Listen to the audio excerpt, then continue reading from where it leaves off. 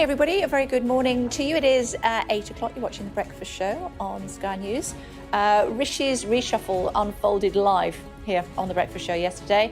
What will today bring as they prepare to meet the PM?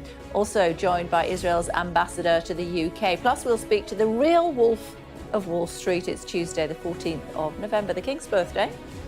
Cameron's return to Cabinet. The Prime Minister's new top team prepares to meet this morning. One of them telling us his views on whether the former PM is the winning formula. The US President says the Al-Shifa hospital must be protected as a leading Palestinian voice questions the moral compass of politicians who don't back a ceasefire. You're saying that politicians who don't vote in favour of this amendment are morally corrupt? I would say reach for your moral conscience. Sky News reveals how an increasing number of migrants who may be in the country illegally are getting the right to work in the UK. Volcano Watch, we're live in Iceland, where people are fleeing their homes as magma bubbles underneath the roads. I'm at a roadblock on the edge of Grindavik. The coastal villages have been completely evacuated as the eruption brews underground. Cost of living crisis, why there's a warning that support payments aren't enough to help people with their soaring bills. Thunderstorm warnings along southeast England, with Storm Debbie forecast to dump a week's worth of rain over just a few hours.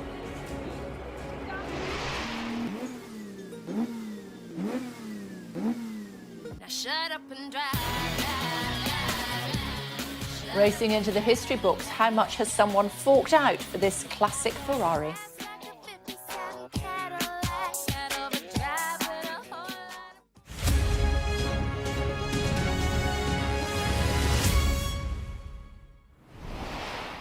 Morning, everybody. We all had a bit of a shock on yesterday's breakfast show with Rishi's reshuffle of his top team. Who saw that coming? This morning, they're preparing to meet the boss for their first cabinet together. Let's remind you of the changes. Suella Braverman was sacked as the Home Secretary, replaced by James Cleverly. His role as Foreign Secretary is taken by Lord Cameron. Liz Truss' ally, Therese Coffey, she was her Deputy Prime Minister, resigned as Environment Secretary and was replaced by Steve Barclay, who in turn was replaced by Victoria Atkins. She was promoted to that position. Also promoted Laura Trott, who's now Chief Secretary to the Treasury, and Richard Holden, the new Conservative Party chair. But the moment of the day, yesterday, that's on all our front pages was this, and it took even us by surprise. That's the security detail just opening the door for David Cameron? What? Wait. I was not expecting that. Were you? No, you weren't. Earlier, joined by the newly appointed Conservative Party chair, Richard Holden, who told us his views on whether or not the sacked Home Secretary should not button it, and his views on a former Prime Minister returning to Cabinet. Well, I'll be part of that. We're working on it with a big team at CCHQ, but you know that's obviously also What's the winning ingredient? led by Is it David Cameron? number 10. I think it's actually delivering on the people's priorities. I think what people want to see is a strong, united party representing all parts of the country. You didn't say no, then, I'm just saying. You've got people. Say no. You've got people like me from the north of England. You've got my neighbour to the north, guy who's just become a transport minister as well, and then you've got people from the south of England as well. But the Conservative Party represents all parts of Britain. What do you think Lord Cameron is bringing to the role that James Cleverly didn't have? Well, I think what we're seeing here is that huge amount of experience as a former Prime Minister there, and James is going to be doing a really important role now as Home Secretary too. Would you ask her to keep her own counsel? No, I think I want colleagues to share views. My door's always open for colleagues right across the country, whether that's members, association chairmen, Thinking more or publicly MPs. rather than going Well, to I think complain to the chairman. I usually think the best way to get things done, it's something that I worked on when I was a backbench MP, is to often work behind the scenes to deliver significant change. In answer to my question, Suella Braverman should button it for now. Suella is totally entitled to her opinions. I just say that all of us want to work collectively for the good of the country. Amanda is at Downing Street because it's the first cabinet for a while for, I'm But I'm guessing that Lord Cameron will be there, will he? Yes, indeed, I expect so. So the Cabinet will be gathering around 9:30 this morning, and for now, Lord Cameron, it will be his first opportunity to take his new seat at that table, not the same one he used to occupy as Prime Minister, but this time as Foreign Secretary. A real blast from the past, but indeed for him, many of the faces around that table will be extremely familiar. Many of them are people he appointed ministers or indeed employed as advisors during his time at Number 10. Now, for Rishi Sunak, this really was a drastic move, a real change of tack. Many in his party have been calling for him to do something big because his previous attempts at a bit of a reset to try and claw back some of those poll numbers had fallen pretty flat. And it is quite a sharp turn back to the centre, back towards trying to attract some of those blue wall, more moderate, centrist Remainer voters with appointing someone like David Cameron than we saw even in his conference speech just a few weeks ago when he was talking about being the change candidate and really trying to move away from the status quo of the past 30 years of political consensus in the UK. What it has achieved is really distracting everyone from the reasons behind the reshuffle at this time in terms of sacking Suella Braverman after her controversial comments in the Times newspaper about the police being biased. And certainly, though many of her supporters are not very happy, it's unclear exactly how many of them there are. There was a group of around 12 or so who met in Parliament last night. Many of them Red Wall MPs were supporting very Brexiteer constituencies, not happy about this decision. But the Prime Minister feels it's important to have a united cabinet, and that's what he's hoping he's got, a cabinet back in his own image. OK, for now, thanks. US President Joe Biden has said that Gaza's largest hospital must be protected as fighting between Hamas and Israeli forces intensifies around the Al-Shifa facility. Mark is standing by in Jerusalem for us this morning. The death toll, we're told by the Palestinian authorities, now reaching more than 11,000 in Gaza. Yes.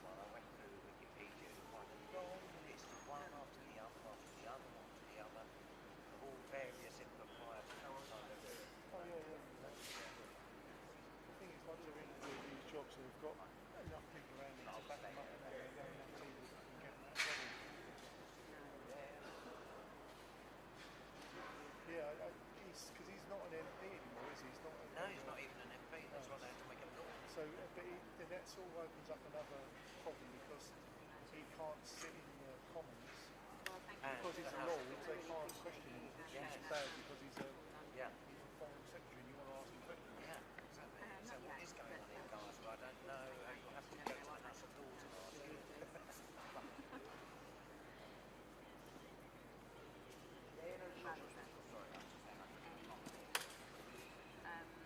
We'll make sure you get a good rest today. Yeah, I will. I hate you doing that. Oh, good. Well, enjoy the rest of the week.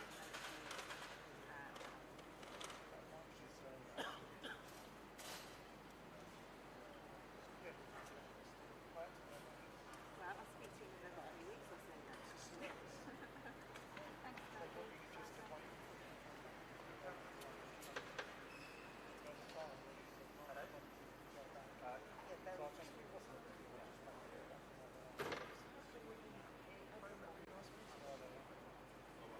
He just said they were worried that she was going to go back home because of what she wrote. When I saw her,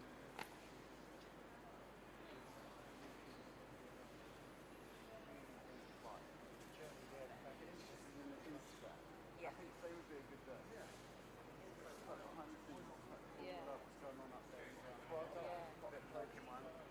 What, as in like a walk around?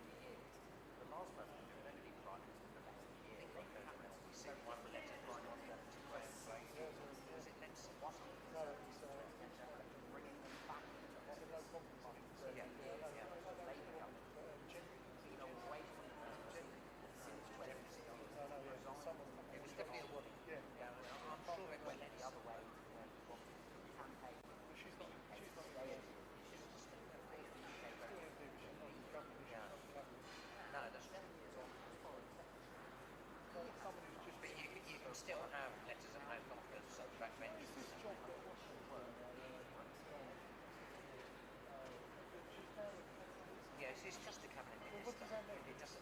Like a lot of these things.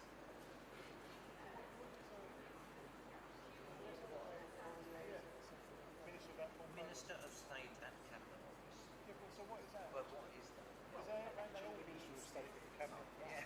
Rishi Sunak at the general election, whenever it comes, we think it's coming for next year. I just wanted to my candidate, wasn't it? But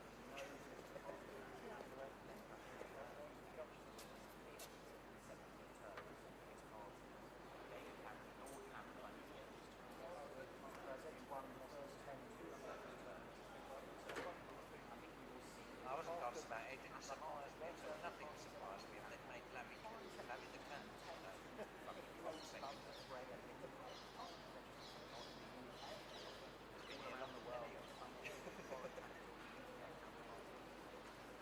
But I think as the election starts to get closer, we will see out from a campaign, not just talking about foreign policy, but making arguments for why Conservative should stay out rather than what at the moment I keep intending to make a clip, a real nice and pop it down, but now he comes out. Put a couple of dreamers on top.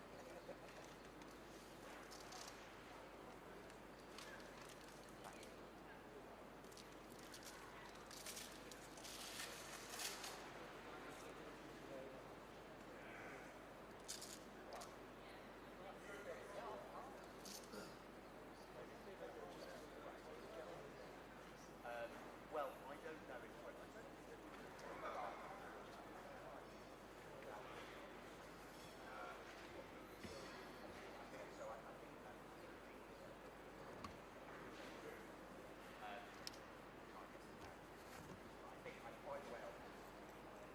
Some of these things are just a picture of opportunity. They were sat around the table, took a picture, PI. It's like with all these foreign visits, they can't discuss very much in there. They're only in there 20 minutes. It's when they move from job to job, though, because they're never going to be an expert in anything, are they? Shaps, how many jobs has he had? Oh, he's had 5, isn't he? Yeah. He was in the Home Office for a day, wasn't he? I think his CV must look immense, mustn't it?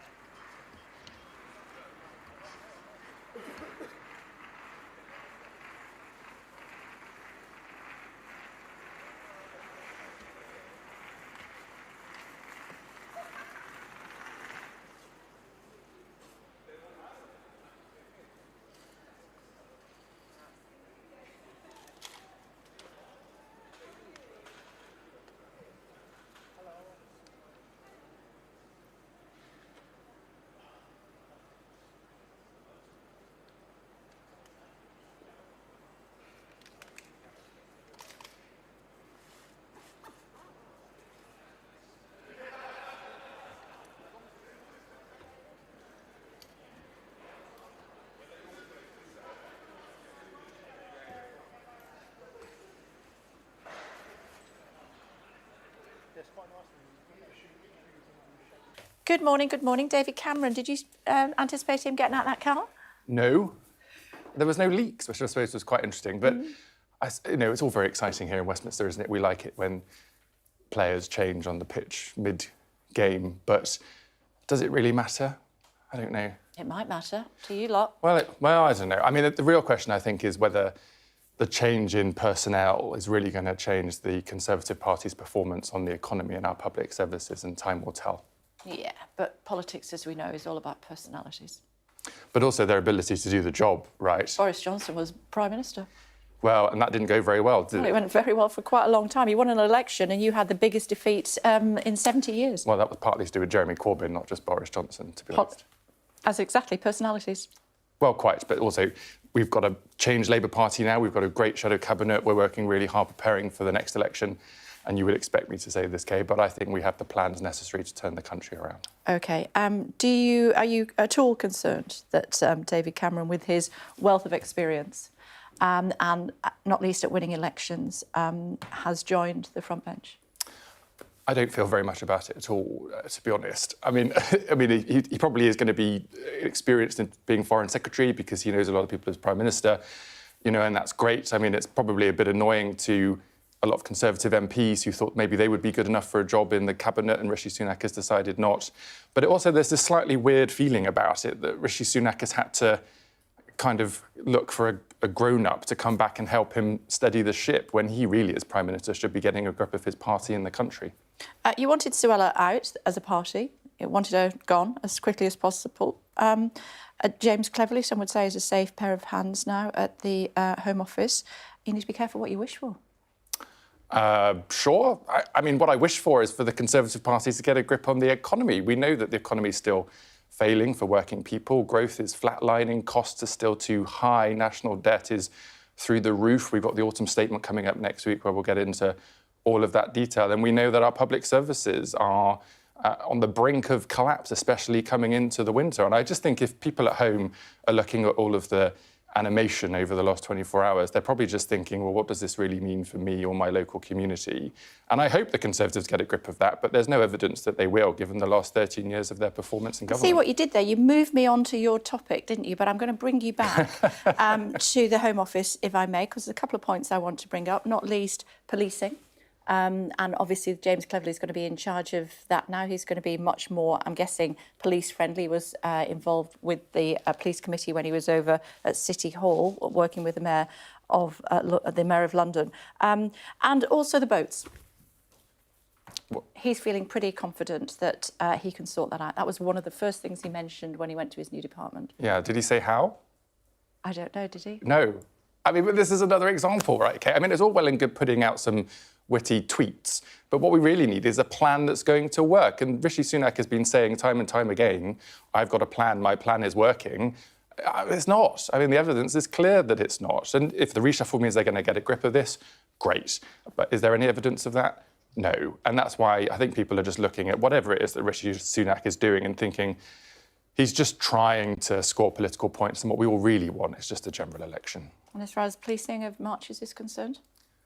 What's the question? My question is, do you think that James Cleverly is a better person to be able to give the police the support that they need in order to police these protests better? Oh, yes. I mean, I think James Cleverly is much better than Suella Braverman, and I think the way she behaved was appalling, and it's right that she was sacked. That's why I called for it last week, and I hope that change is something that we see in practice. But again, I'll just go back to my first point, which is what people at home want is to see the economy turning around, the economy growing, feeling better off. I'm coming to that. I do the questions. Let me ask you before we go on to what you'd like to talk about. What's going to happen on Wednesday with an amendment by the Scottish Nationalist Party to the King's speech, where basically, if the Speaker agrees, you and your colleagues will be allowed to vote on whether there should be a ceasefire in Gaza. That is important to people at home. Should it be a free vote or should you be whipped? So the first, I will answer the question, but the first thing to say is we don't actually know whether there's going to be a vote or not yet. That's what I said. So I'm just clarifying the position. So the Speaker has to decide whether this amendment is voted on or not. We won't know that until Wednesday morning. But secondly, to answer your question directly, the Labour Party policy is clear on this, and that should be whipped in the proper way.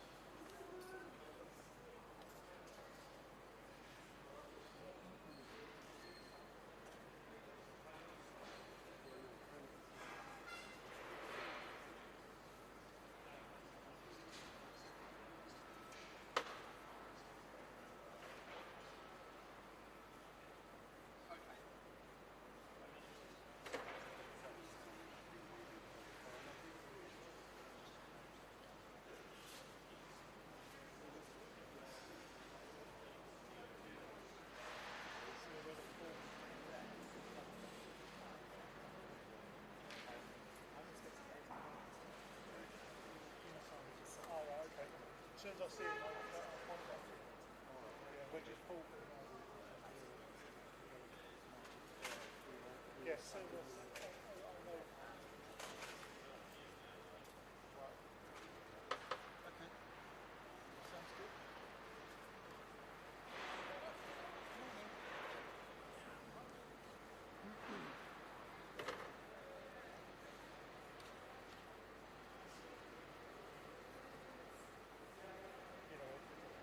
Hello, Ed.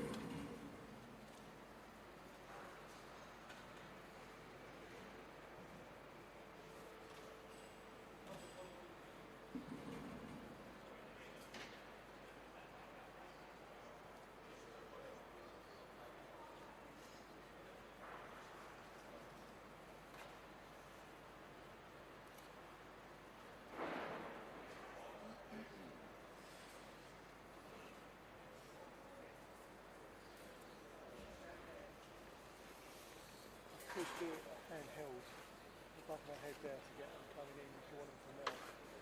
So,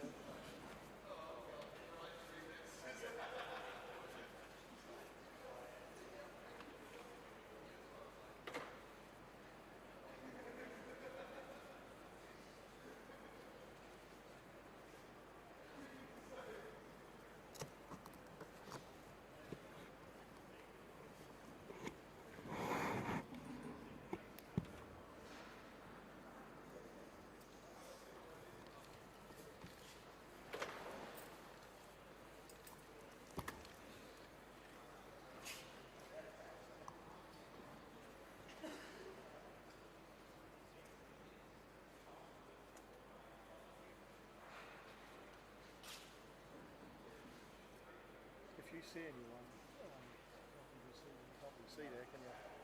Because I can just quickly pop this off the sticks and get an overhead one.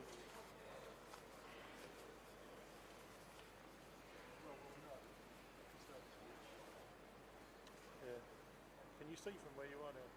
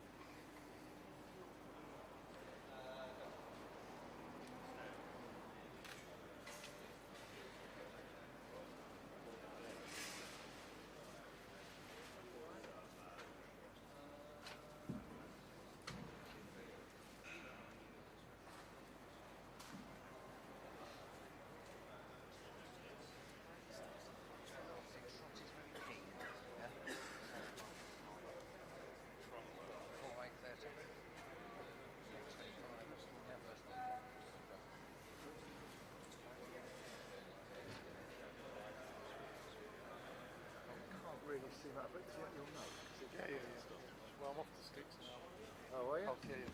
Oh, just lift it straight up.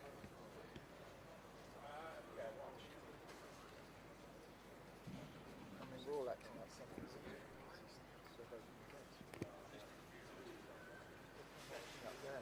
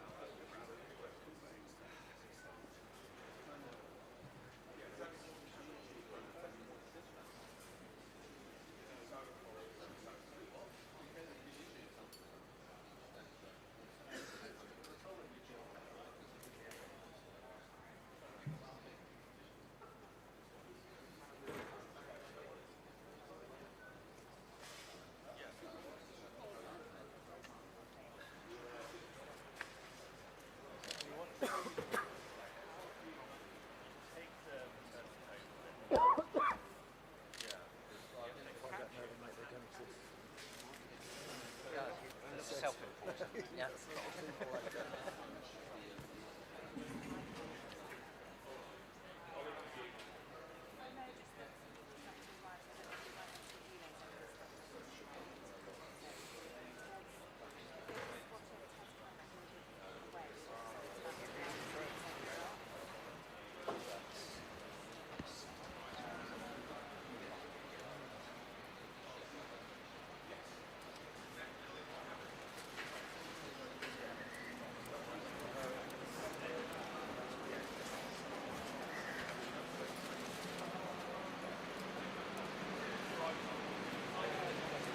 Crashing down on me. That's really crashing down on them.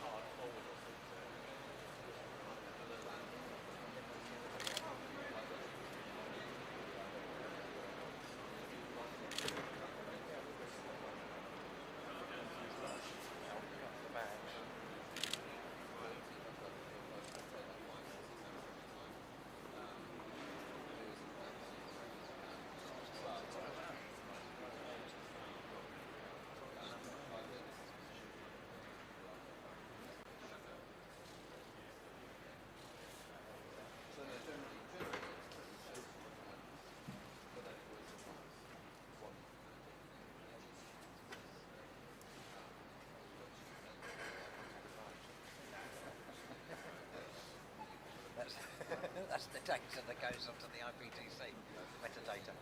You might know that. You have to type in all this shit. So that's why I don't sell any pictures. No,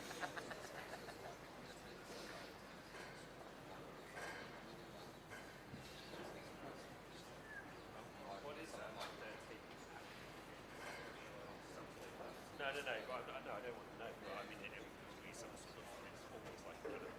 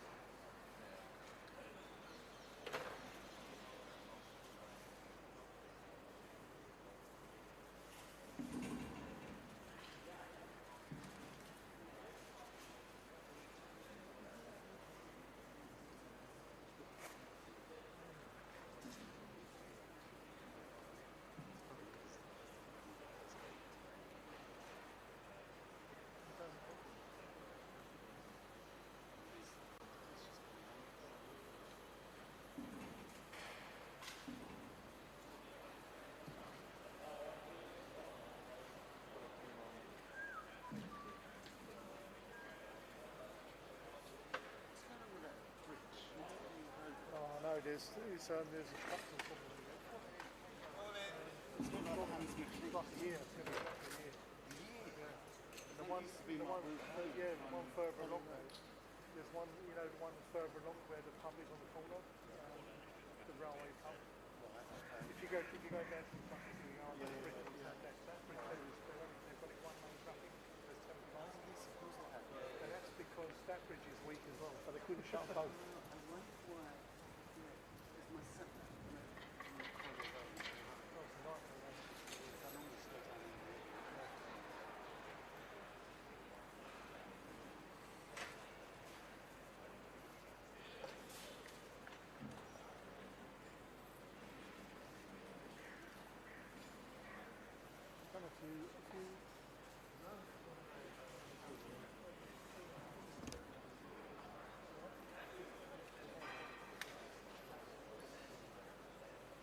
There's nothing sticky here, I can just go up above everyone. Well, yeah, just literally around the corner, just a little 2-step one.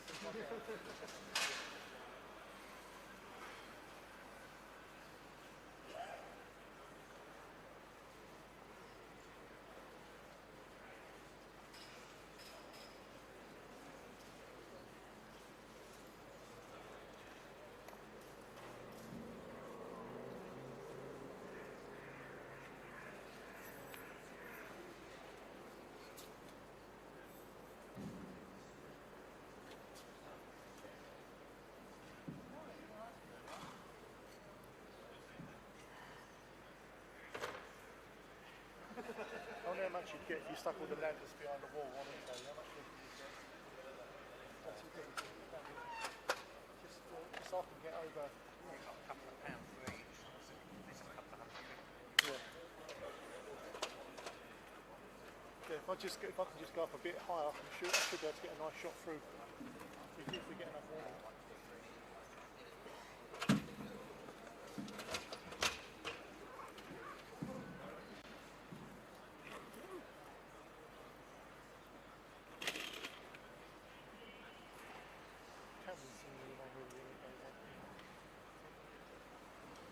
Today, yeah. Yeah. That, and you come out to the side front. Yeah. There's a car coming in, I think. On the road, is that one turning in?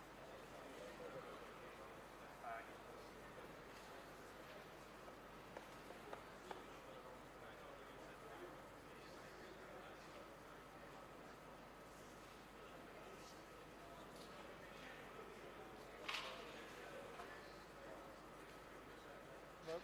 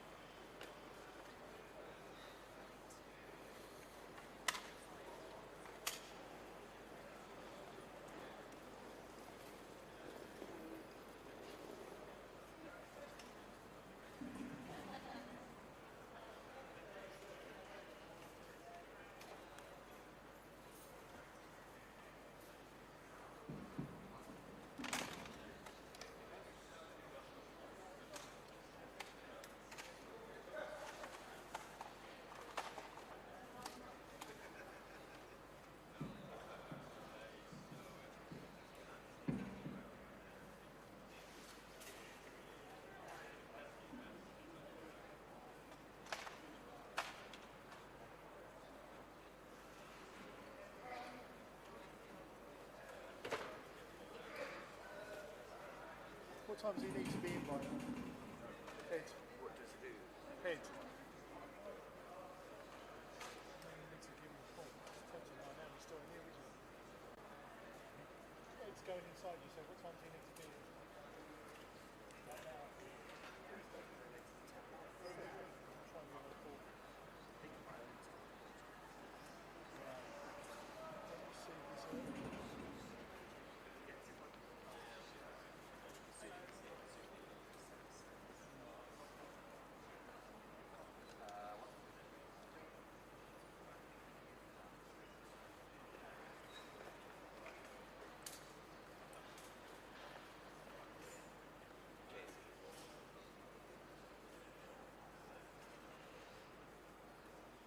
to them.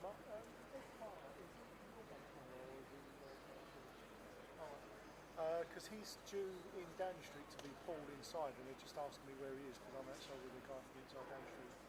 I don't have his number. I don't know if you can text him or give him a quick call and just remind him. He said he needs to be in no later than 10 past really to go in. Lovely. Thanks. Cheers, Mark. Bye bye.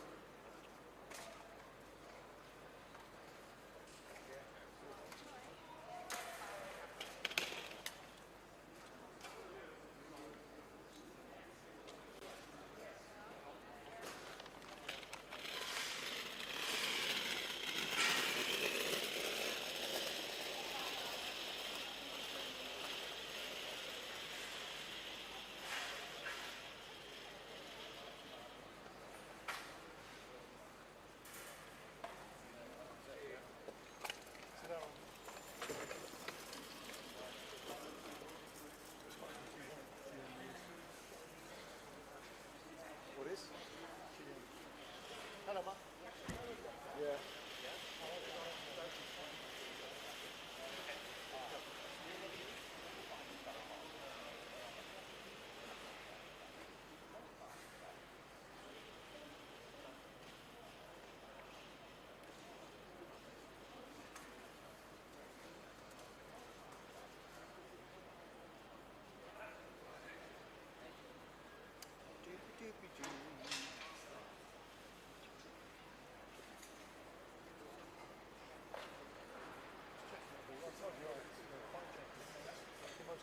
That's good. Is it? Shoulders back. Right. But it's normally I can't wear them when I'm working because they're really restricted. Yeah, yeah. But this has got this smart iron which is like goes soft with your hair. Right. And then when you bang it, it goes hard. That's good. Yeah. So, but I don't normally leave one because I'm not finding it. How much was that? £350. My other one's £1,000. Right. That's less cheaper. It's more comfortable. Yeah, yeah. It's a pain having to Felstock, is it? No, it's made by a company called Merlin. It's on the neck. Oh yeah, yeah, I can see. But they make them. These are made for. They do it in black and white. Just fell up having black pencils on. They make these for these retro. You know, these guys going into these triumphs and all these trendy bikes. You ride around London, you want to look cool with a statue over their shoulders. Yes. Like that. Yes. It's just very comfortable to keep all day. Yeah. It's got good protection as well. So it's a win-win. That's the trouble. I don't have a lot of space to carry. Like in terms of bike checker, right? I just have a lot of stuff out the bike. Yeah. Like I'll take the camera and the light out. I've got space. Yeah. I'll fold it up and get it in there, but it's a pain. It's better just to leave it on. Yesterday, honestly, that run all the way there, I stood there all the time, and then when I left, it made me way over. No, it's nuts. No, it's bad shit. It's just really nuts.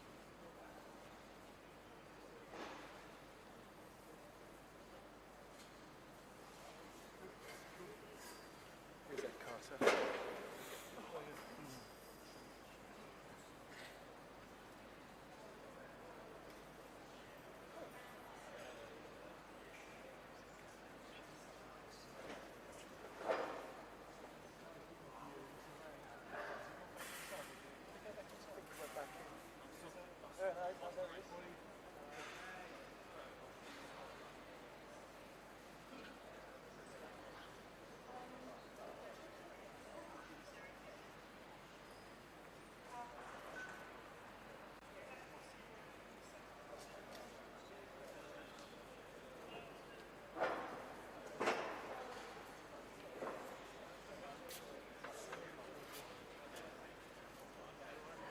The new squad, the new lineup, 9:30 is when that is going to happen. New faces around the table. Back to the Future faces around the table include Lord Cameron, of course. He is the new Foreign Secretary. What a shock that was yesterday. In addition to that, there's a bit of a shake-up too with a new Home Secretary. But no, Suella Braverman. We'll have the very latest in just a moment.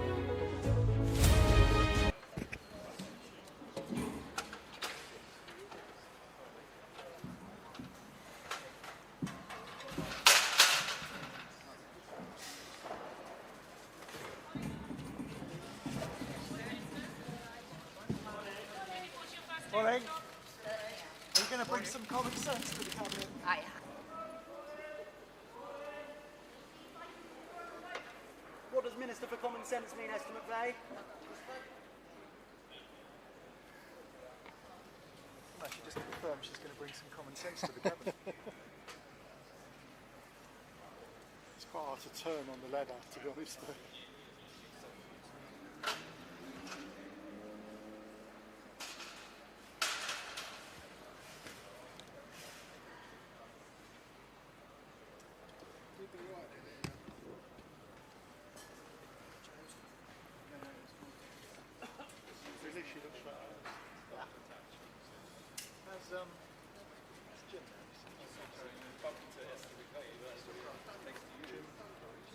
Oh yeah, no, they told me it was him coming today, actually.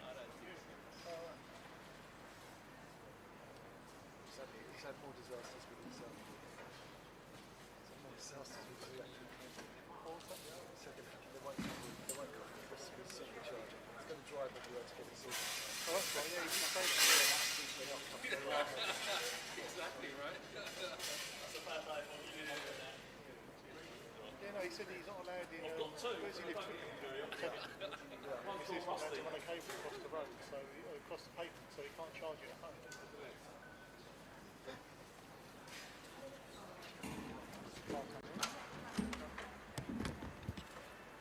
Someone important.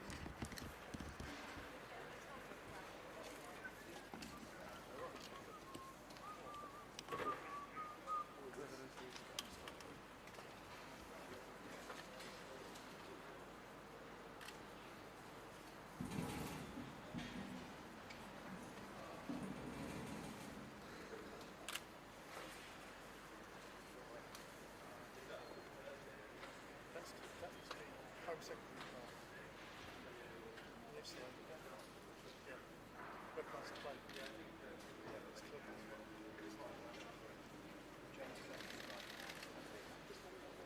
Morning, sir. Morning, Home Secretary. Is this reshuffle Rishi's last roll of the dice, sir? Morning, sir. Can you say goodbye to the red wall with this reshuffle, Mr. Cleverly?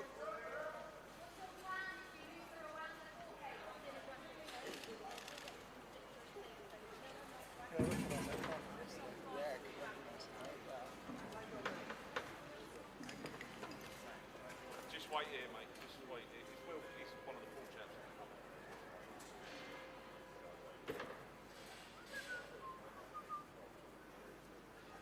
Well, in some ways it's like yesterday, James right, that's good. First side. Yesterday, that the reshuffle was going to be bigger than expected. Any minute now, Lord Cameron is following into the first cabinet meeting. PM. Some of his new cabinet already arriving this morning. Plus, we'll speak to the real Wolf of Wall Street Tuesday, 14th of November, the King's birthday. Cameron's return to cabinet. The Prime Minister's new top team prepares to meet this morning. One of them telling us his views on whether the former PM is the winning formula. She's been very quiet so far. We actually haven't really heard from her other than a brief statement saying what she thought it would be for that job. I don't think that silence is going to last. Suella Braverman's passport isn't anything to go by. Tomorrow, the Supreme Court will rule on the legality of the flagship immigration policy, which until yesterday morning was in Suella Braverman's hands.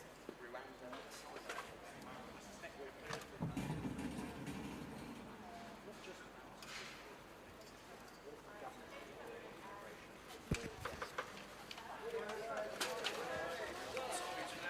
Morning, sir. Is this reshuffle Rishi's last roll of the dice, sir? Morning.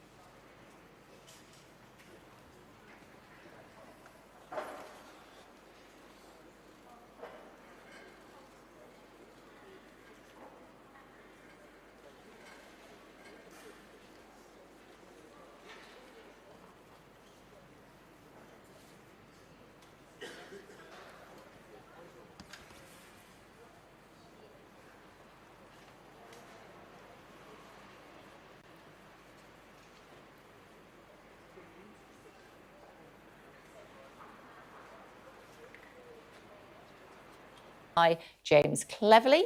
His role in turn as Foreign Secretary taken by Lord Cameron. Liz Truss ally Therese Coffey. She resigned as Environment Secretary and was replaced by Steve Barclay. His role as Health Secretary taken by the now promoted Victoria Atkins. Also promoted are Laura Trott, who's now Chief Secretary to the Treasury, and Richard Holden, the new Conservative Party chair. The moment of the day yesterday, all the front pages today, even took us by surprise. That's the security detail just opening the door for... David Cameron? What? Wait. I was not expecting that. Earlier joined by the newly appointed Conservative Party chair, Richard Holden, who told us his views on whether or not the sacked Home Secretary should not button it. That's Suella Braverman, and also his views on a former Prime Minister returning to Cabinet. You've got people like me from the north of England. You've got my neighbour to the north guy who's just become a transport minister as well. And then you've got people from the south of England as well. But the Conservative Party represents all parts of Britain. What do you think Lord Cameron is bringing to the role that James Cleverly didn't have? Well, I think what we're seeing here is that huge amount of experience as a former Prime Minister there. And James is going to be doing a really important role now as Home Secretary. Would you ask her to keep her own counsel? No, I think I want colleagues to share views. My door's always open for colleagues right across the country, whether that's members, association chairmen, Thinking more publicly or MPs. rather than going to complain to the chairman. I usually think the best way to get things done, it's something that I worked on when I was a backbench MP, is to often work behind the scenes to deliver significant change. In answer to my question, Suella Braverman should button it for now. Suella is totally entitled to her opinions. I just say that all of us want to work collectively for the good of the country. Amanda, he also told me that he was particularly surprised at seeing Lord Cameron walking down Downing Street. I'm sure lots of other people might feel a little bit, I don't know, uncomfortable around the table this morning. Yes, indeed. He said he was watching it on Sky, and certainly it will be a real blast for the past for many people sitting around that cabinet table later. Many of them are ministers that David Cameron appointed when he was Prime Minister, or indeed special advisors who he employed to advise the government. We're still waiting for him to walk in the front door at number 10 behind us this morning. The meeting's in around half an hour, but we have seen a number of the new appointments. Laura Trott, the new Chief Secretary to the Treasury, as well as Esther McVey, who's been appointed as the Minister for Common Sense, and we're told she's going to be fighting a war on woke, as well as James Cleverly, of course, who is the new Home Secretary. Now, many of these appointments all really symbolise a real change in tack from Rishi Sunak to the centre. He's really trying to appeal more to those more moderate blue wall constituencies, those people who were, frankly, a bit shocked by a lot of what Suella Braverman had to say, particularly on migration, although, of course, her supporters, many of them Red Wall MPs in the north, Brexiteers, very concerned about the move away from that. And some of his MPs are accusing Rishi Sunak of flip-flopping, saying, well, just a few weeks ago, he was standing there saying he was a change candidate, moving away from the status quo of 30 years of political consensus. But what this has achieved already is really distracting political attention away from the fact that Rishi Sunak had to sack his Home Secretary as a result of disobedience, effectively, over her comments, not just about the protests the weekend, but also a whole series of other comments about homeless people making lifestyle choices by sleeping in tents and so on. Although we certainly haven't heard the last from her, she has said she'll make more comments in due course, and that's something I think you were reflecting on with Richard Holden. Again, could cause real trouble for Rishi Sunak down the line, particularly tomorrow, whereas we're expecting the big decision on the Rwanda court policy, and if that goes against him, Suella Braverman, I'm sure, will be very loud about what he needs to do about that. So she's likely to be calling for him to be leaving the European Convention on Human Rights, which isn't something that Rishi Sunak wants to do. OK, for now, thank you. President Biden has said that Gaza's largest hospital must be protected as fighting between Hamas and Israeli forces intensifies around the Al-Shifa facility. Mark standing by for us in Jerusalem. We had the ambassador, the UK ambassador from Israel, here on the programme about half an hour or so ago, Mark, and she was saying that the Israelis are doing, the IDF doing everything they can to protect civilians. well, some might say they're not doing very well if so many civilians have died as a... Is that Victoria Atkins, did you say? Victoria Atkins.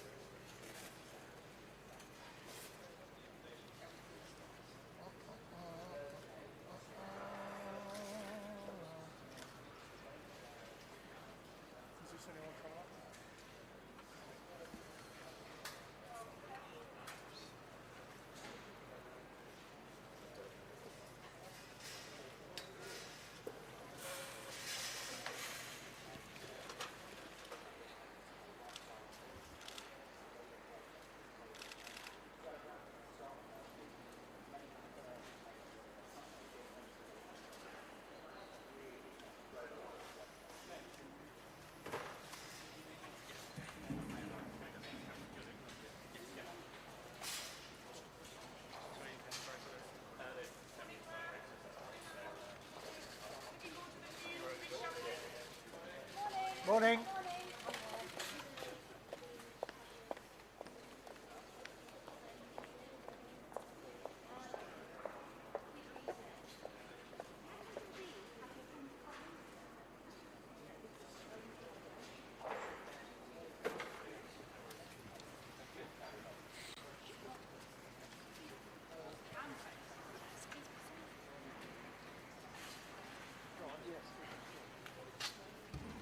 Who's coming?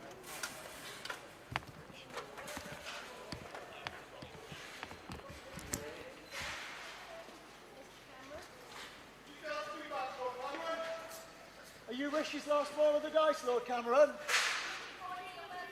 How are you going to reach out to the red wall, sir? Did you miss getting shouted at in the street, Lord Cameron? Is that why you came back? Mr. Cameron!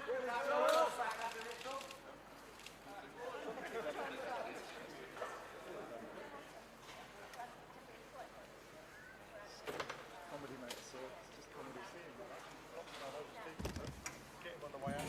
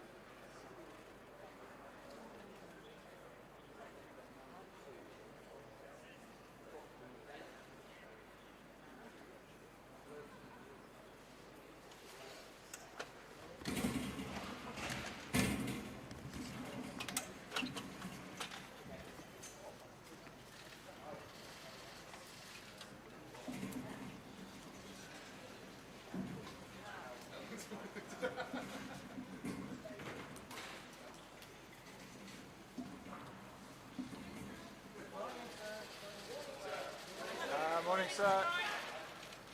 Can this reshuffle get the government back on track?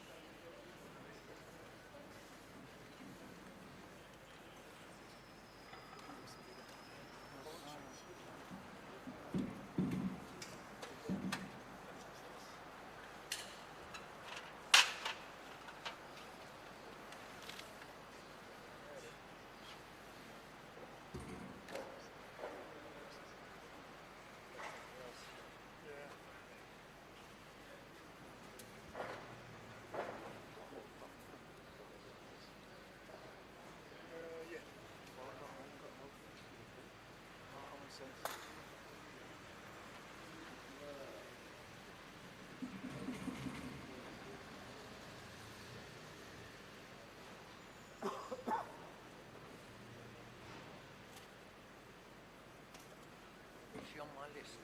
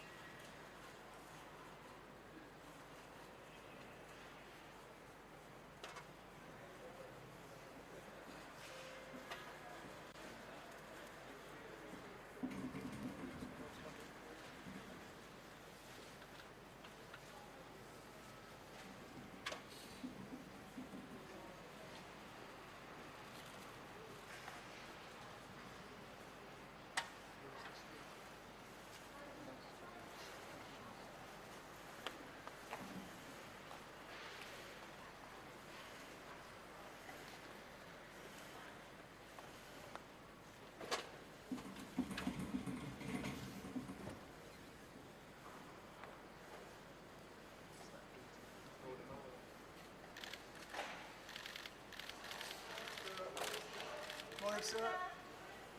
Morning, sir. Is this reshuffle Rishi's last roll of the dice, sir?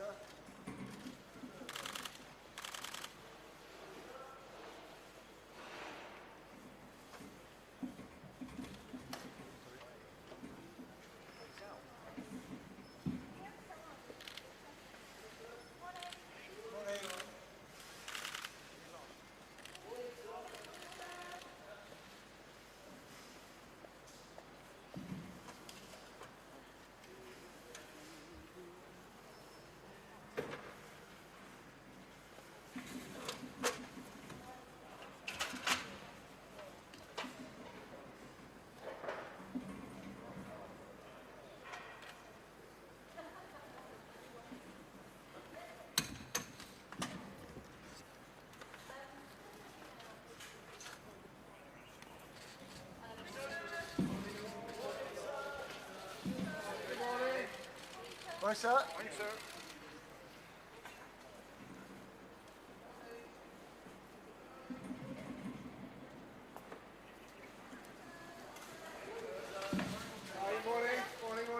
Morning, sir. Morning.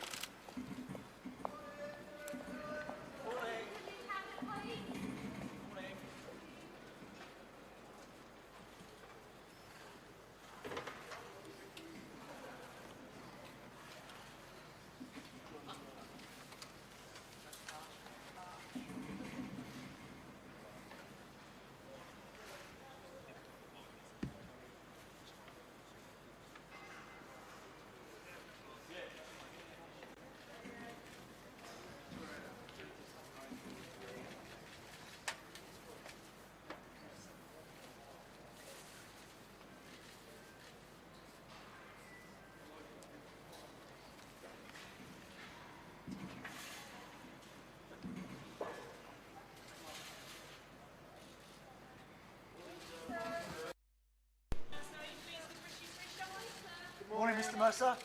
Morning, sir. Is this reshuffle Rishi's last roll of the dice, sir?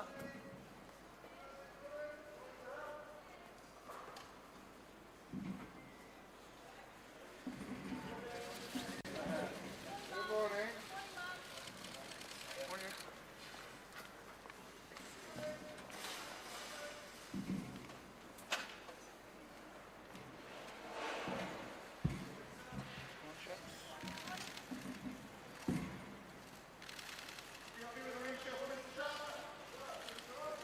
Morning, Mr. Sharps. How's this new cabinet going to reach out to the red wall, sir?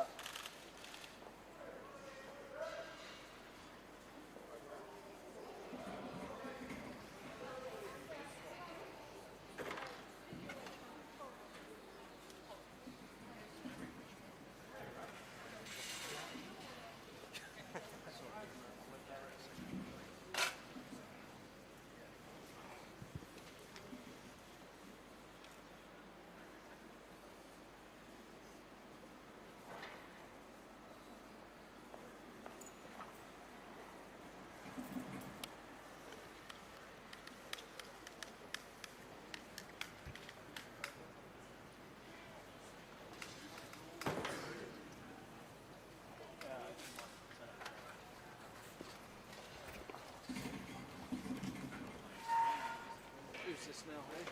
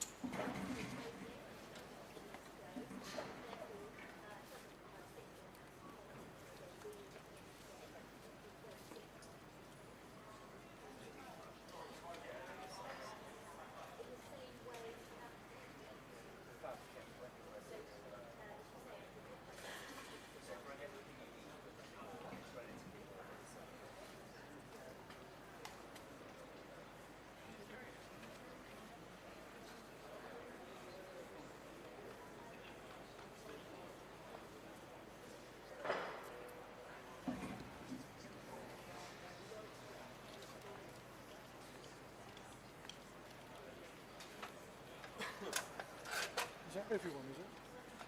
It's got to be.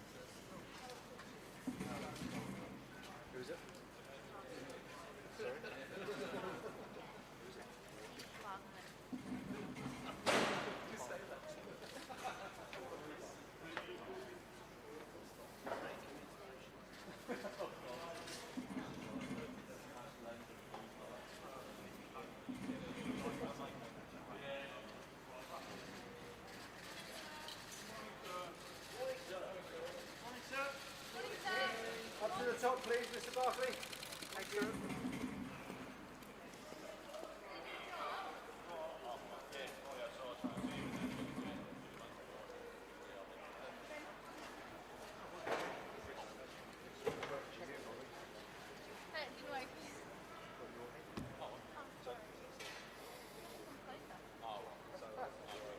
I guess at a point when you're blaming everyone else, you need to take blame yourself.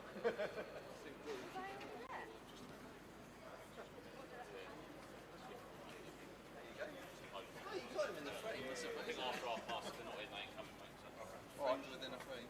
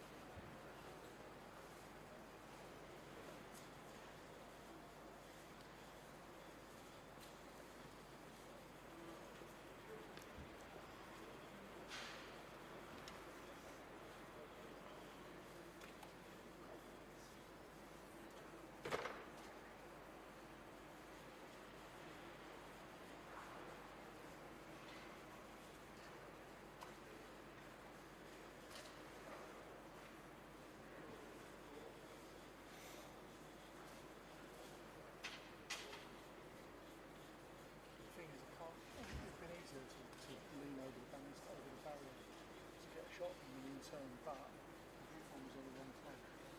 It's on the outside, so I can't, when it's there, I can't see the image. Well annoying, mate.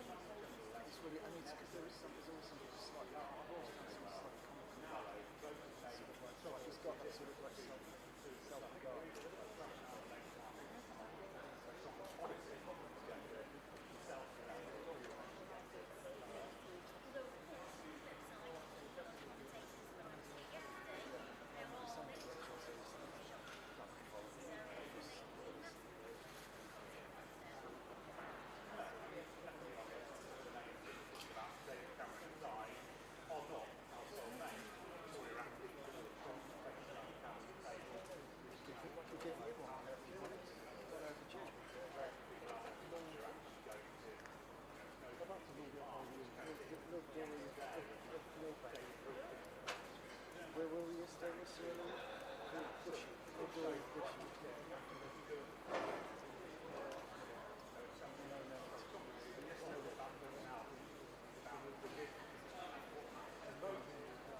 We used to have the best of ourselves for a while, so I think the material is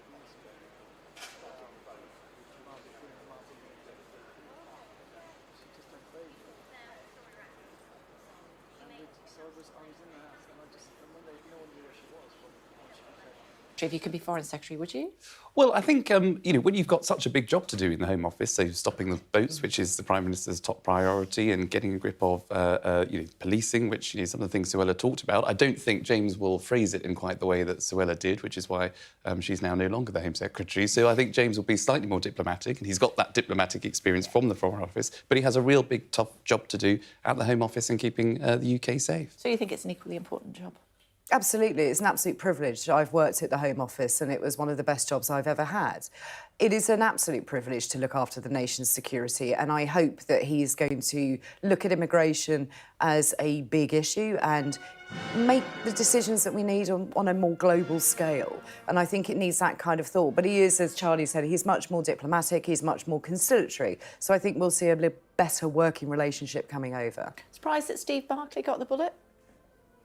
Well, he moved from health You're to both being very diplomatic environment this secretary. He was health secretary. I mean, to environment. Come on. Well, the environment is hugely important. I remember being in the Department for the Environment with a former boss, so it's... I can see where we're going with this. No, you see, because I disagree. I think that is a real sidestep. I think being health secretary, being moved to environment, is as important and as worthy as it is.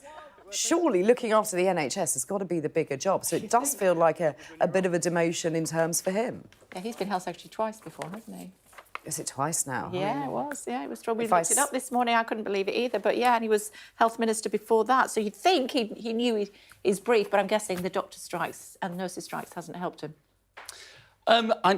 Perhaps not, but I think Victoria Atkins is a brilliant minister that's coming into the cabinet for the first time, and she's fantastic, and she will work in the Foreign Office. No, but I quite like to now. If Cameron's back there. Pitching for a job. But Cameron is going to be, as Claire was saying earlier, he's going to bring huge experience. I mean, I think people forget, because there has been, some consternation within the Conservative Party. There has been a bit of a divide over his appointment. But I would just say to people that, politely, he led the party for 11 years. He made the Conservative Party electable again, bringing us out of opposition. He won, or was Prime Minister during 2 general elections, during times of austerity. So he's had to make some very, very difficult decisions whilst communicating that to the public, and then going on to win a general election in 2015. So I think, the experience that he brings is hugely important and will only serve the Cabinet and the Prime Minister very well indeed. Yeah, but then look what happened in 2016, and a lot of people blame him for that. He is always going to be the architect of his own downfall regarding Brexit. It's one of the major issues for the Conservative Party that tears them apart. And as we've seen over the last 7 years, it continues to do so. I don't buy into the plots of some that this is a Remainer being brought back in to thwart Brexit. I think that is rubbish. We've moved on so much as a country from that. We've got more important things to think about. It's angered a lot of people, bringing back David Cameron, but I think a shake-up of the party is what was needed. It wasn't going great beforehand. I'm hoping that now that we'll see a bit of a turnaround in fortunes. Yeah, one final go. Let's see if you play it with a straight bat again. Suella Braverman, should she just button it now? Yes. Wow. And I think because I think for Suella, if she's listening, I'm sure she is, and watching this show, but if she has any future leadership ambitions, I think the party... what the party does very well, I think, as a Conservative Party, it knows how to win elections. It knows when the going gets tough, you have to come together. And I think, for Suella, if she has future leadership ambitions, just, making contributions, interventions where she feels necessary. But if she's going to be a thorn in the side of the Prime Minister and the Conservative government, which ultimately impacts on a Conservative government winning the next election, I think that would reflect badly on her. And so I think she should just... button it. Yes, I think she's had her moment and she's now on the back benches. A little bit of silence might be called for. And Charlie's right, if she is looking for some kind of leadership ambition, she needs to win over more than the 32 colleagues that previously voted for her. So maybe a little bit of silence is good. OK, that was her yesterday morning. She already knew that she'd lost her job when she got in that car, didn't she? I think she did. I think the writing was on the wall. Yeah, it's good to see you both. Thanks very much indeed. Thank you. Much appreciated. Let's take you to Iceland. Seismic activity there as well, southwestern Iceland. It's calmed down a little bit, but scientists say they'll expect a volcanic eruption any day. Here's Thomas. A brief respite in the volcanic rumblings and a chance for people to risk a return home to grab what they could.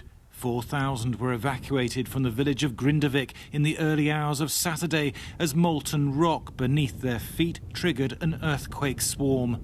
Just the necessary things, just clothes and medicine, some appliances maybe.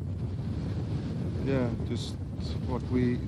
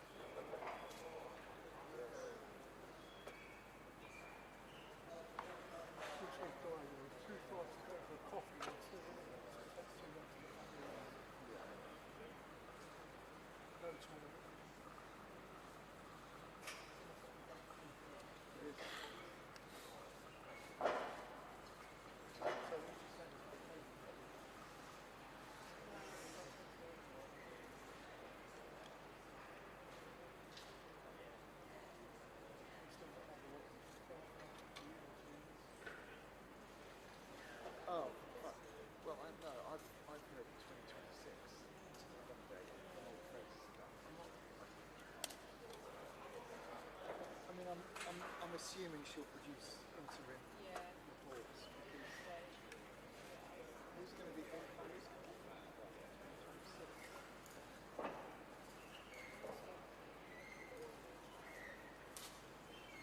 I think people don't care.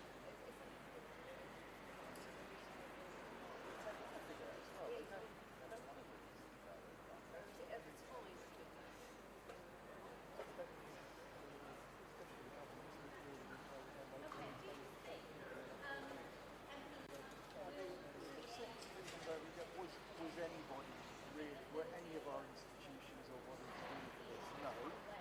Were they hadn't anticipated it. Next time they could actually do this better.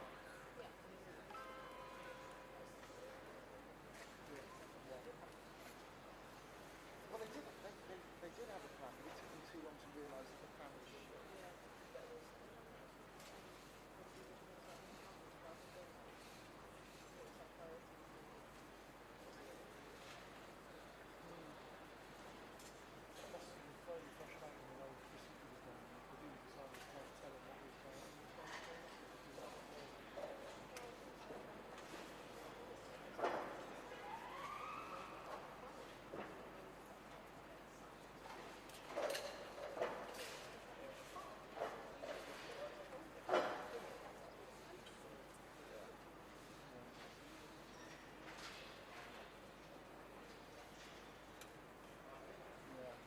Johnson's job was a sort of arch, almost completely he's nearly died.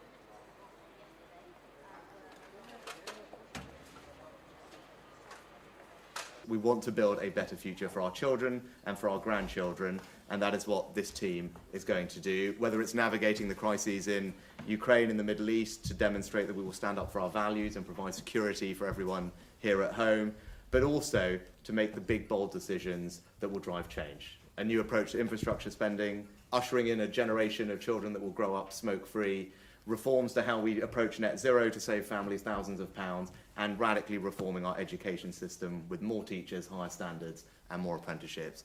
That's the change that we're going to deliver. And looking around this table, I know that we have an energetic and enthusiastic team that is going to deliver for the country. So let's get to work. Thanks very much.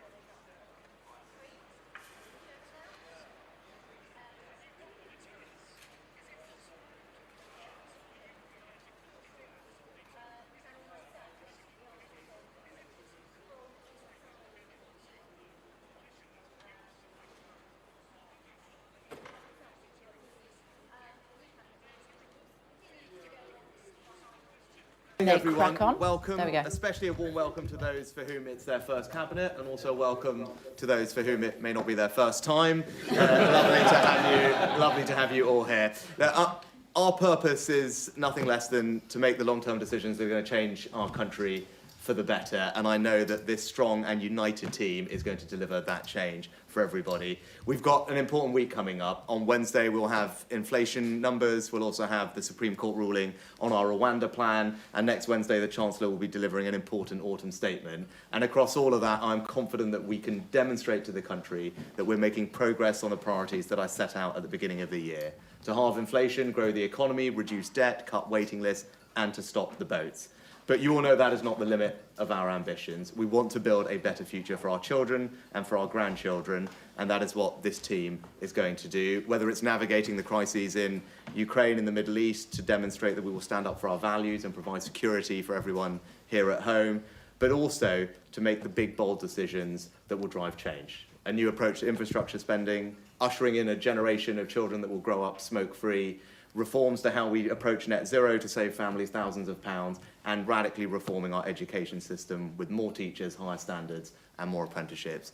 That's the change that we're going to deliver. And looking around this table, I know that we have an energetic and enthusiastic team that is going to deliver for the country. So let's get to work. Thanks very much. The Chancellor making sure that he was sat right next to the Prime Minister, Lord Cameron, also in the room, we're told. Who remembers The Wolf of Wall Street?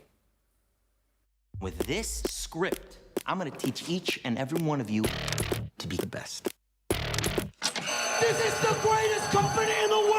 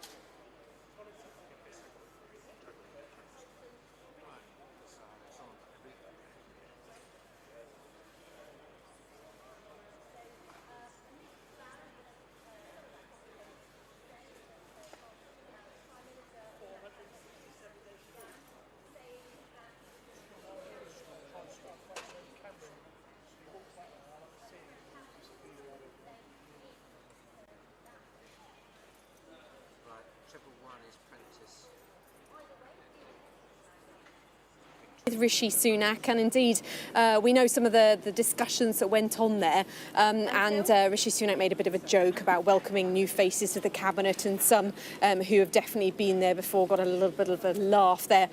Also talked about making the big bold decisions that will drive change. I think there'll be a few eyebrows raised about how much bringing back a former Prime Minister can really support his argument to be driving change, to be the candidate of that. But he also talked about being an enthusiastic, energetic team that's getting to work. So there you go. OK, for now, thanks very much indeed. Thank you, Amanda. So that is the first new cabinet meeting. Lord Cameron around the table once again became Foreign Secretary yesterday. There he is.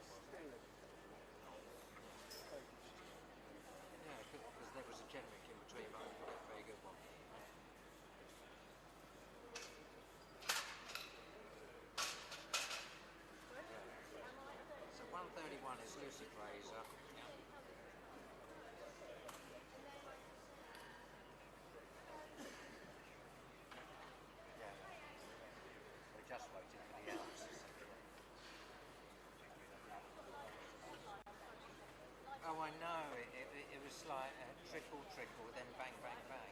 Yeah.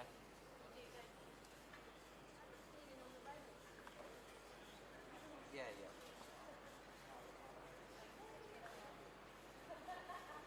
It was 153. Yeah.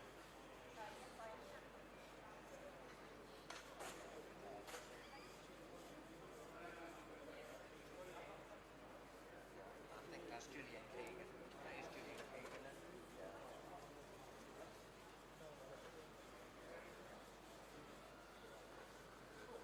What number? Oh, no. It's a big lens, so that's in 4 verses, right? Yeah. What number is it? 8. John just said to me the number's 8. All right.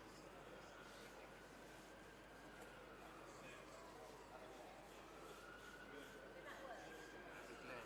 Yeah, that's Glenn. I don't know.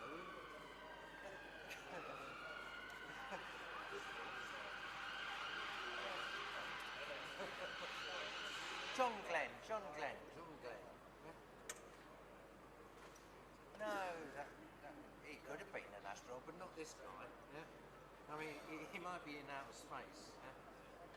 In fact, as people were snapping him, he said, I didn't think he's got a job. I thought he was demoted.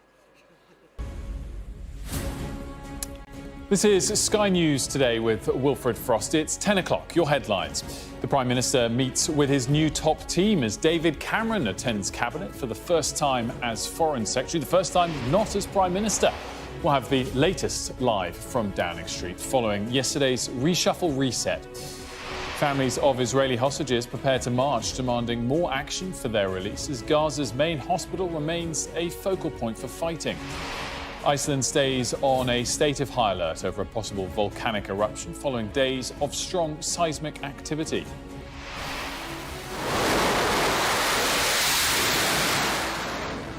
As the US and China presidents prepare to meet in San Francisco, Sky News visits the area of the Pacific where their forces come closest together, and why an increasing number of asylum seekers in the UK are being given work permits.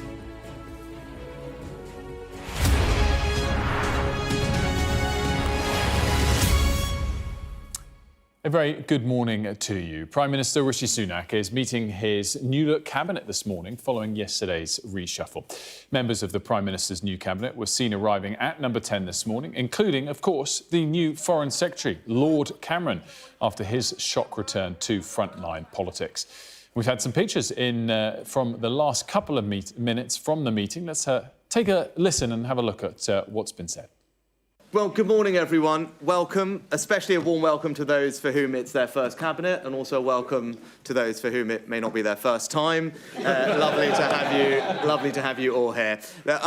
Our purpose is nothing less than to make the long-term decisions that are going to change our country for the better, and I know that this strong and united team is going to deliver that change for everybody. We've got an important week coming up. On Wednesday, we'll have inflation numbers. We'll also have the Supreme Court ruling on our Rwanda plan, and next Wednesday, the Chancellor will be delivering an important autumn statement. And across all of that, I'm confident that we can demonstrate to the country that we're making progress on the priorities that I set out at the beginning of the year: to halve inflation, grow the economy, reduce debt, stop the boats. But you all know that is not the limit of our ambitions. We want to build a better future for our children and for our grandchildren, and that is what this team is going to do, whether it's navigating the crises in Ukraine and the Middle East to demonstrate that we will stand up for our values and provide security for everyone here at home, but also to make the big, bold decisions that will drive change. A new approach to infrastructure spending, ushering in a generation of children that will grow up smoke-free, reforms to how we approach net zero to save families thousands of pounds, and radically reforming our education system with more teachers, higher standards, and more apprenticeships. That's the change that we're going to deliver. And looking around this table, I know that we have an energetic and enthusiastic team that is going to deliver for the country. So let's get to work. Thanks very much. Thank you. Well, let's remind you of the changes we saw yesterday. Suella Braverman was sacked as Home Secretary, replaced by the then Foreign Secretary, James Cleverly. His role as Foreign Secretary, taken by David Cameron, made a Lord, so he could return to government without being an MP. Liz Truss ally Therese Coffey resigned as Environment Secretary and was replaced by Steve Barclay. His role as Health Secretary was taken by Victoria Atkins, who received a promotion. Also promoted Laura Trott, who's now Chief Secretary to the Treasury, and Richard Holden, the new Conservative Party chairman. Well, speaking to Sky News this morning, that new Conservative Party chairman, Richard Holden, was asked whether Lord Cameron's pick was the winning ingredient ahead of an election. What's the winning ingredient? Is it David Cameron? Number 10. I think it's actually delivering on the people's priorities. I think what people want to see is a strong, united party representing all parts of the country. You didn't say no, then I'm just saying. You've got people. Say no. What we're seeing here is that huge amount of experience as a former Prime Minister there. Well, this was Labour's take, the Shadow Chief Secretary to the Treasury. I don't feel very much about it at all, to be honest. I mean, he probably is going to be experienced in being Foreign Secretary because he knows a lot of people as Prime Minister, and that's great. I mean, it's probably a bit annoying to a lot of Conservative MPs who thought maybe they would be good enough for a job in the cabinet, and Rishi Sunak has decided not. But also there's this slightly weird feeling about it that Rishi Sunak has had to kind of look for a grown-up to come back and help him steady the ship when he really, as Prime Minister, should be getting a grip of his party in the country. Well, Amanda Acas is in Downing Street for us this morning. Amanda, quite extraordinary. This is Lord Cameron's first, of course, cabinet meeting as Foreign Secretary. It's also his first cabinet meeting not as Prime Minister. His experience in government was purely as Prime Minister, of course, which just highlights how extraordinary this pick was yesterday. I thought it was quite interesting. The footage there they released was so focused on Rishi Sunak. We saw David Cameron just for a brief moment, and his comments there, the Prime Minister's comments, trying to get the agenda back on him and broadly his government's agenda, and perhaps not quite so much focused on his new Foreign Secretary. Well, yes, indeed, for Rishi Sunak, that's what it's all about. It's the big reset. It's a chance to try and grab back the agenda. The last two attempts he made to try and offer that kind of moment with his conference speech and the King's speech both really fell rather flat. He was under a lot of pressure to try and do something drastic, to do something different. And indeed, no one was expecting that move to be around bringing back David Cameron after 7 years since he left Downing Street, walked out out of here after losing the Brexit referendum campaign so spectacularly.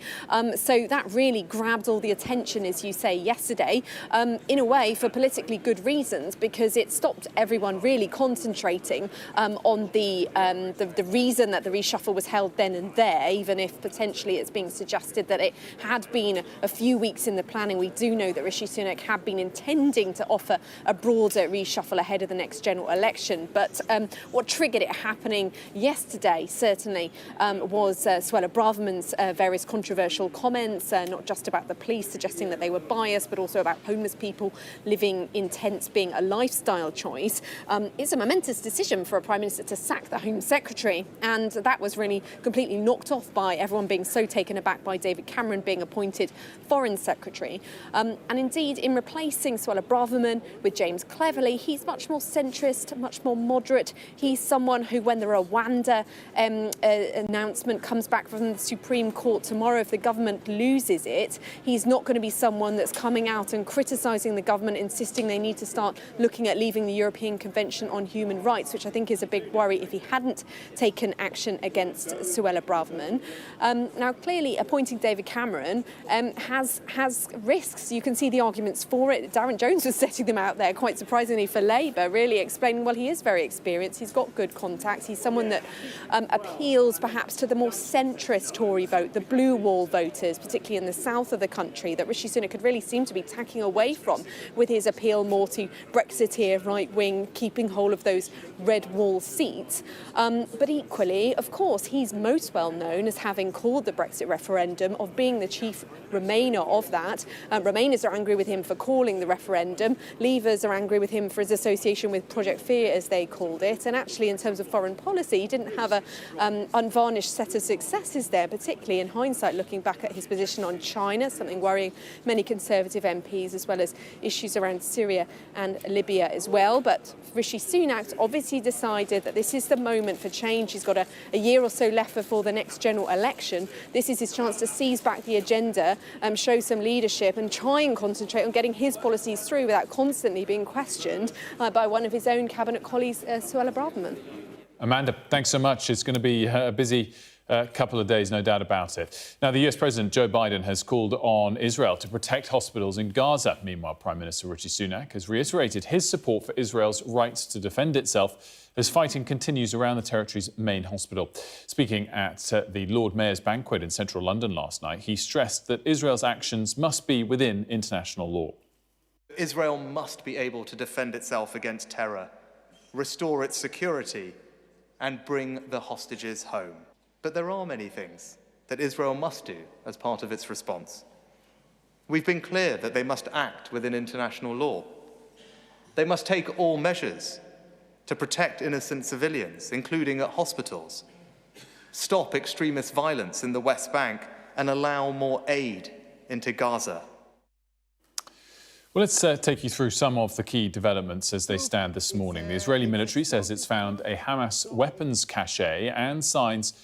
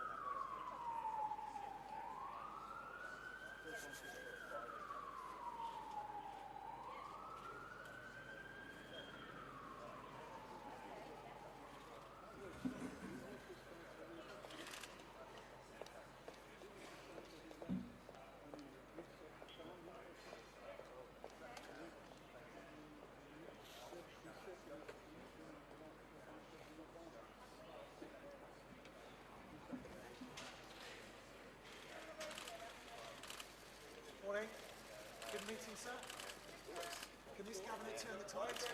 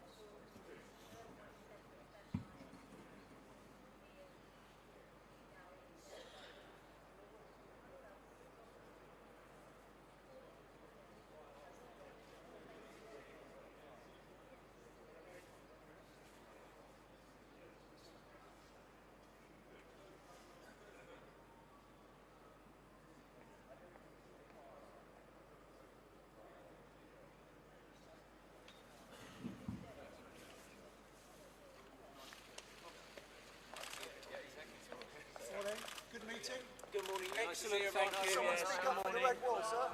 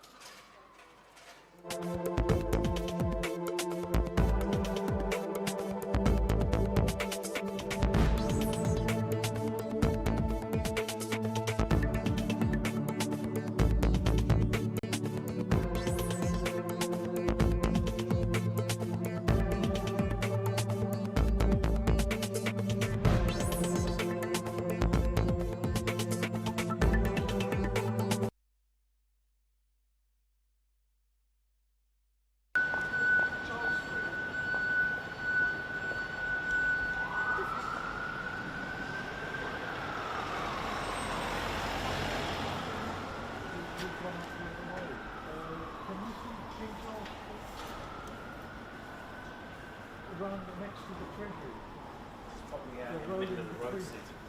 It's probably out in the middle of the road. They don't know this way, it's the middle of the road. Edwin!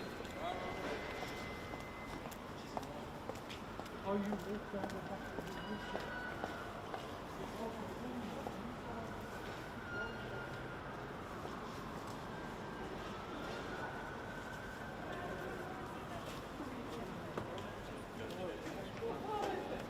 Okay, thank you. Thank you.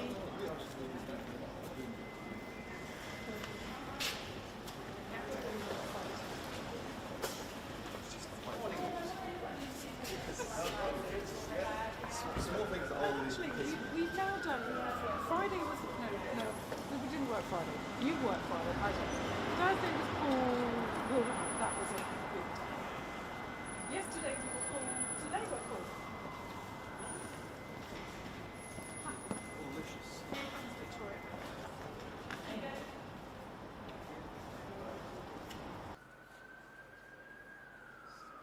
Oh, that's not bad.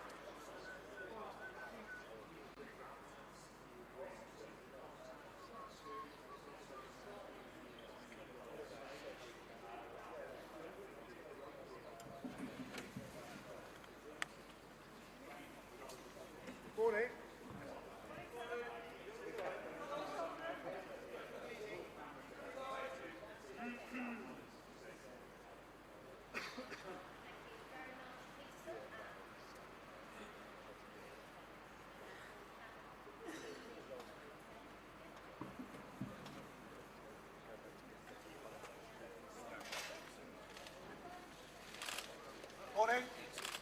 Can this new cabinet bring your party together? Yeah, absolutely. Morning.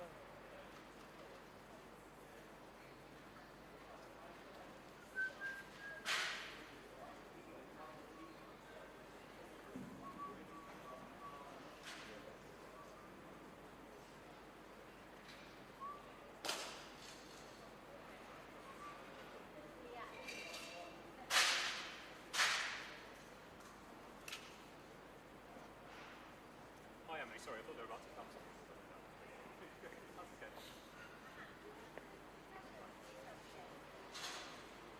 Yeah, no worries. Yeah, of course.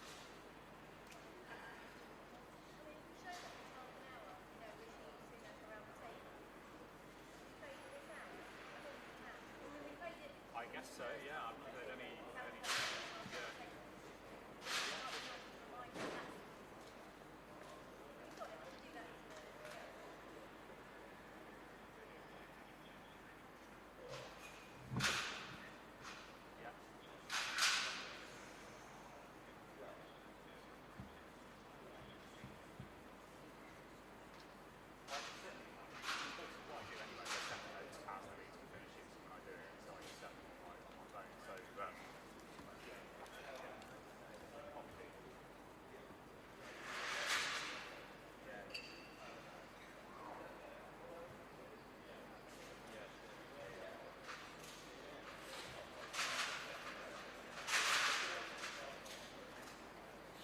Who don't want to see David Cameron come back. They're going to people who are annoyed by Suella Braverman leaving cabinet. That is, the party's always been a broad church, and that's just the way it goes. But on the whole, I think it's an excellent appointment. He isn't in the Commons, and there is an issue around, how he reports in. Obviously, he'll be only able to answer questions in the Lords, so there is a sort of issue there. But on the whole, I think he is going to do a very good job, and he's an elected politician, but you're right, he doesn't have his own mandate. He hasn't taken himself to the electorate. That's coming next year. There's lots of discussions about the fact that, of course, he was Remain and now the government's implementing Brexit. I think the bigger question for me is his view on China. And I wonder whether or not you think his views on China will have changed as the facts have changed over the last 7 or 8 years, or whether he'll be in a position where he'll be, in fact, trying to counsel the Prime Minister to relax his tougher stance on China. How do you think that will play out? And bottom line, will he toe the party line? Well, look, two things on that. First of all sort of British Prime Ministers they weigh up a balancing act between national security, human rights, prosperity, and sovereignty issues. And although that David Cameron sort of promoted the prosperity side, he still did speak very strongly in terms of human rights and national security issues as well. But the second thing is, of course, things have changed. She was very new in his role during David Cameron's time as Prime Minister. Over the course of the years that have followed, she has become more autocratic. We've seen, Hong Kong. We've seen some of the human rights problems and terrible things happening with Xinjiang.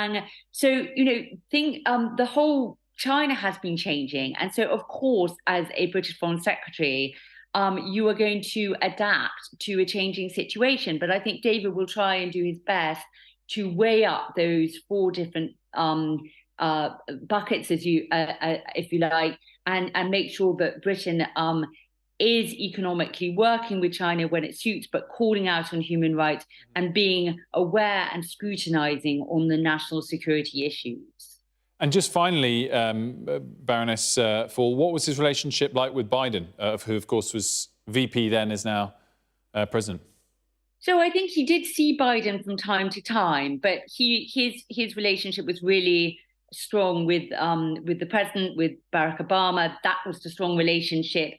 So I think he got on with Biden. He knows him, and we shall see. But I think obviously Secretary Blinken is the key relationship here. I understand they spoke yesterday, and I think that will work well. Baroness Fall, thank you for joining us. Thank you.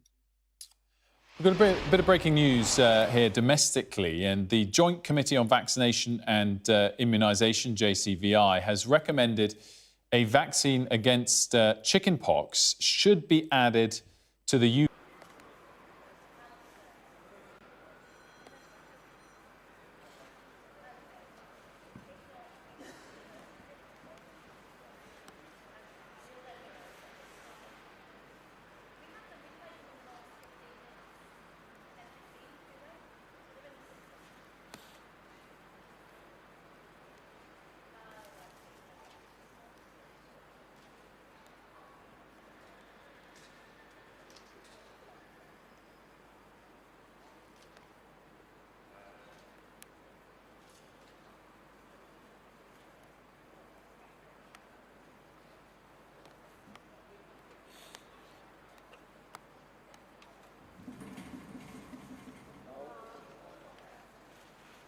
resign.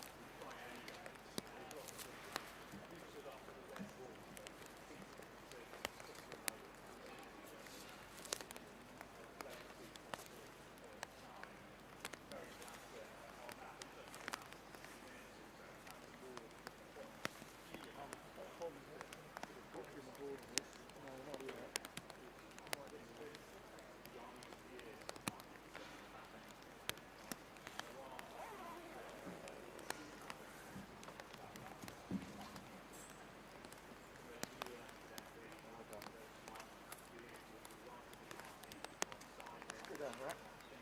£30 to cut them. Oh, yeah, French ones, yeah. I've got their boots. Okay, they're walkers at once a week. I thought I'd go for an extra pair, actually, because they've got like a really, they're like 35 quid black ones with a zip on the side. Right. And they're like really standing around, you know, they're about £97. Oh, really? Have a look on that. Black picture and there's like a fleecy lining with a zip on the side. I bought them just because when you're doing that standing around, you know,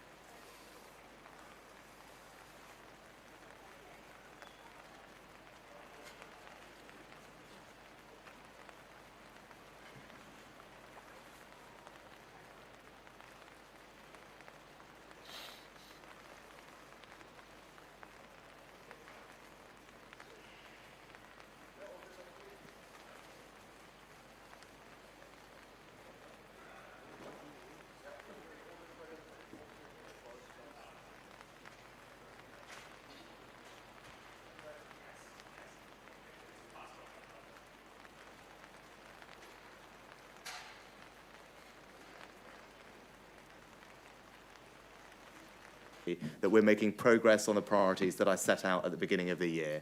To halve inflation, grow the economy, reduce debt, stop the boats. But But you all know that is not the limit of our ambitions. We want to build a better future for our children and for our grandchildren, and that is what this team is going to do, whether it's navigating the crises in Ukraine and the Middle East to demonstrate that we will stand up for our values and provide security for everyone here at home, but also to make the big, bold decisions that will drive change. A new approach to infrastructure spending, ushering in a generation of children that will grow up smoke-free, reforms to how we approach net zero to save families thousands of pounds, and radically reforming our education system with more teachers, higher standards, and more apprenticeships. That's the change that we're going to deliver. And looking around this table, I know that we have an energetic and enthusiastic team that is going to deliver for the country. So let's get to work. Thanks very much. Thank you. It was the first cabinet meeting post-reshuffle. Let's just remind you what took place in that reshuffle yesterday. Well, the headline was Suella Braverman was sacked as Home Secretary, replaced by James Cleverly. His previous role as Foreign Secretary was taken by David Cameron, who, of course, was made a Lord so that he could return because he's not currently an MP. Liz Truss' ally, Therese Coffey, resigned as Environment Secretary and was replaced by Steve Barclay. His role as Health Secretary was taken by Victoria Atkins, who received a promotion. Also promoted was Laura Trott, who's now Chief Secretary to the Treasury, and Richard Holden, the new Conservative Party chairman. Well, our political correspondent Amanda Acass is in Downing Street for us today. And Amanda, I don't know whether the key thing is to look forward, particularly to tomorrow. Inflation data, critical. Supreme Court ruling on Rwanda, also critical. Or pause and look backwards and reflect on what was the most amazingly well-kept secret and one that has led to such a focus on David Cameron's appointment as opposed to Suella Braverman's removal.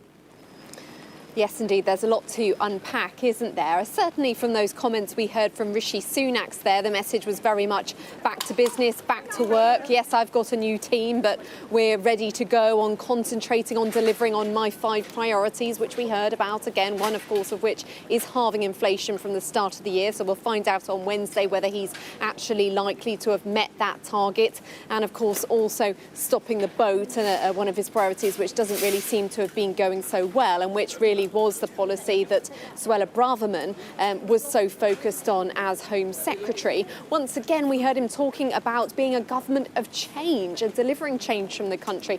Many people really had thought that potentially by appointing a former Prime Minister back to his government, he might have to stop making that argument, but that doesn't seem to be the case.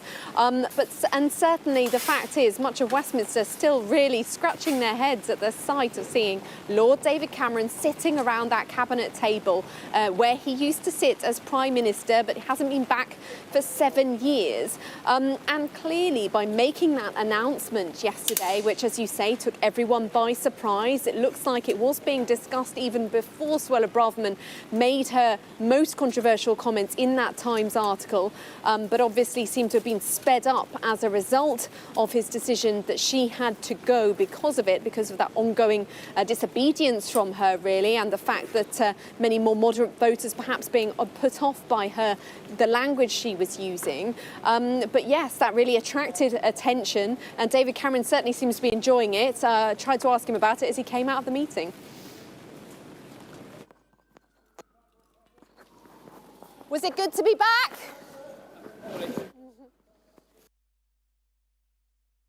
Amount. So very smiley there, not a huge amount to say. Now, interestingly, Andrew Mitchell, who is the International Developments Minister, will be answering Foreign Office questions, giving a statement in the House of Commons later on. And that's quite controversial because already it's showing that he's going to be up there making an important government point about the situation in Israel. It would normally be the Foreign Secretary doing that, but he can't do that because he's a Lord. He's not an elected member of the House of Commons. This is something that the Speaker wasn't very happy about yesterday, and already we're seeing that being put into action. But certainly for Rishi Sunak, he's very much managed to generate the news agenda with his reshuffle yesterday. He's managed to deliver a reset, move his cabinet to the centre. We still haven't heard really what Suella Braverman's got to say about all of this, so that'll be the next challenge, particularly, as you say, when we hear about the Rwanda Supreme Court ruling tomorrow. But at the moment, it's all very much about them trying to present a united front in the cabinet, even if that's not really the case across the wider party. Amanda, great stuff as always. Thanks so much. Amanda Acast there for us in Downing Street. Now, the United Nations says insufficient progress is being made by governments in tackling climate change. A new report by the UN says the path of global emissions is not following a downward trend that's needed to hit climate targets this decade. It says current commitments will increase emissions by about 9% compared with 2010 levels. The UN says this is a marginal improvement since last year, when emissions were due to increase 11% by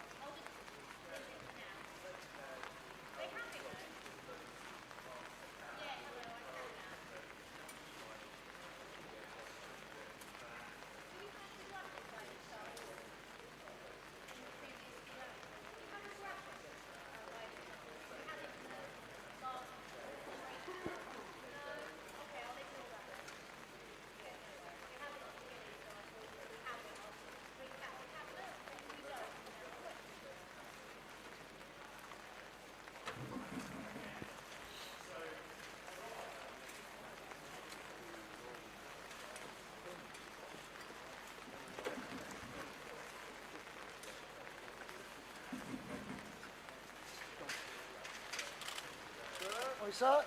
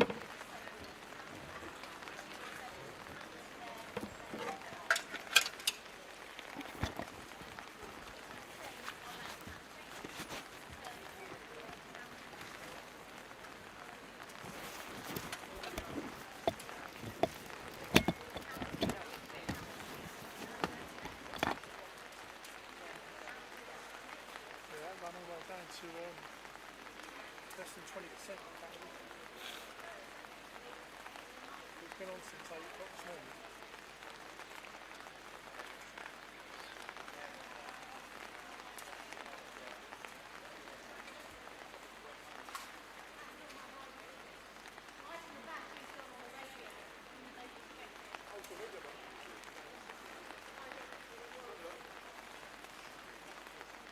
Are they sending someone down to take over from us after Lebanon?